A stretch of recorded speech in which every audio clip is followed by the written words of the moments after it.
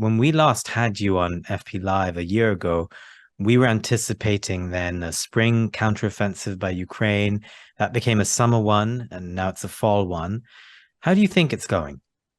What we fallen victim to here is really overhyped expectations for what it was really conceivable for Ukrainians to do. We haven't really been having a very sensible, conversation about the limitations of the kind of ground war that the Ukrainians have been engaged in, because we've seen that the Russians have really literally entrenched themselves, and we have the visions of World War One trench warfare that we were talking about the last time. But of course, there's miles and miles, hundreds and hundreds of miles of anti-tank defenses, landmines, which has made it very hard going, for the Ukrainians to basically be able to penetrate the offensive lines.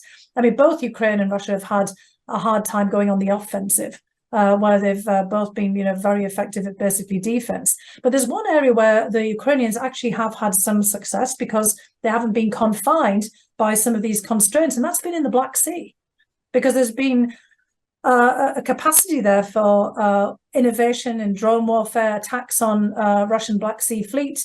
They've broken, I would say, the Russian dominance of the Black Sea and the blockade. They've been very creative on getting shipping in, for the grain facilities.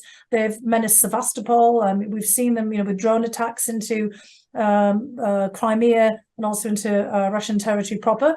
And we've now seen recently the removal by Russia of some of their shipping and their naval fleet from the Black Sea, bases in Sevastopol.